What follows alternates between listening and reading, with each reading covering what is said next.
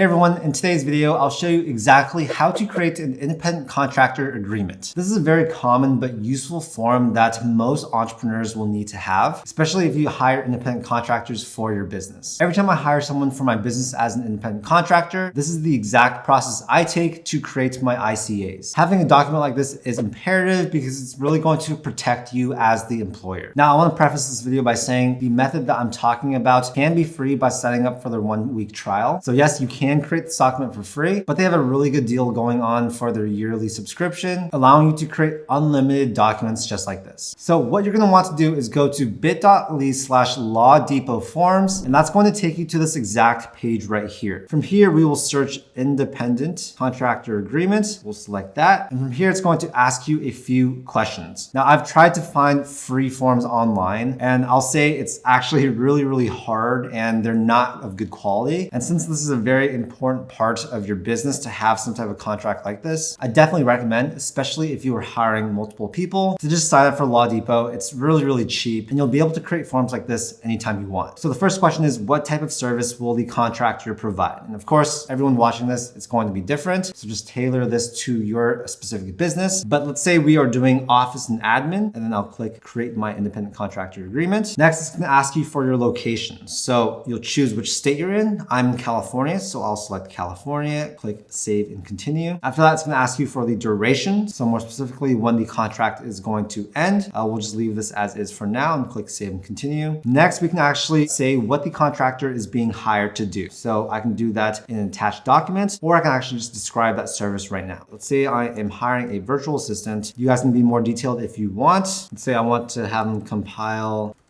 data from X project.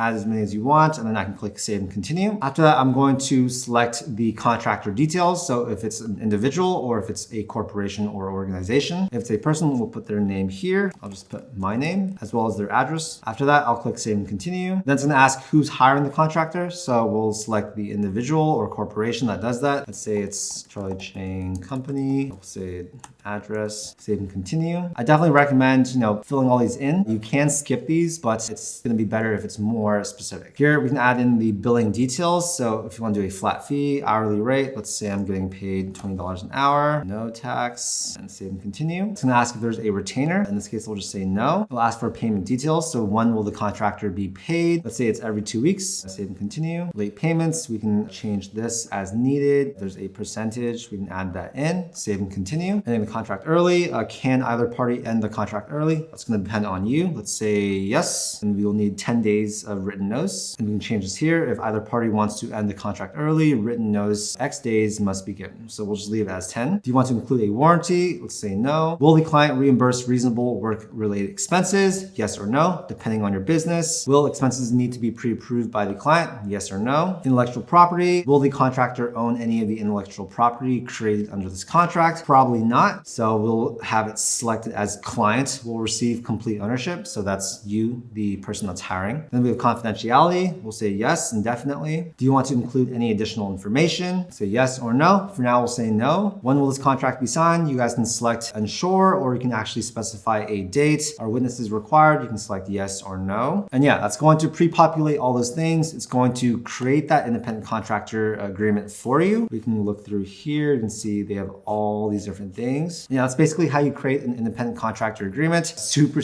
fast. So once that's done, of course, we're gonna have to select a license. And like I said earlier, you guys can do a trial subscription for a free week of their service. You can create and print as many documents as you want within that free week, but it is going to renew at $35 per month. You guys can also do a one-time charge of $54 for this agreement. I don't recommend doing that. Or you can go with a 1-year pro subscription for about $9 a month. And that's also going to allow you to create as many documents as you need within that year. So yeah, you'll select whichever one works for you, and then you'll be able to export and download that form. From there on, I recommend using something like PDF Escape or DocuSign, or you can actually just print it out and have them sign by hand. But I don't recommend that. That's a bit harder. And once it's signed by both parties, I recommend making a copy, giving it to the contractor, and retaining 1 copy for your own records. Again, if you guys are hiring independent contractors, I definitely recommend having forms like this and contracts like this in place. It'll protect you a lot if anything goes goes wrong. So yeah, that's basically how you create an independent contractor agreement. Again, the link to LawDepot is going to be down below. And if you guys are hiring a lot, I just recommend getting the full 1-year pro subscription. You don't have to. You guys can go with the trial subscription for 1 week. But yeah, overall, I really love LawDepot for all of my legal agreements and contracts that I create. And I really think you guys will love them as well. Anyways, I hope you guys found this video helpful. If you guys enjoyed it, make sure to hit that like button and also subscribe for more content just like this. This whole channel is dedicated at giving you guys free guides and tutorials helping you start up your business. Thank you for your time. I'll see you in the next video.